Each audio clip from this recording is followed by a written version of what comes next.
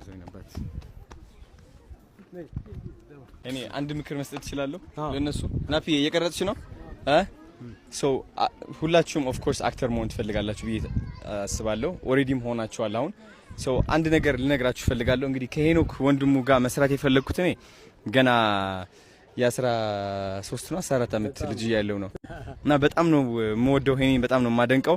እና ላይክ ሚስጥሩ ልነግራችሁ ፈልጋለሁ ሁላችሁም እኔ የአክቲንግ ክላስ ወስጄ አላቅ ስኩል ወስጄ አላቅ ምንም ማለት ነው ዋናው ሚስጥሩ ምንድነው ማመኑ ነው ገባችሁ እናንተ ኦሬዲ ሄኖክ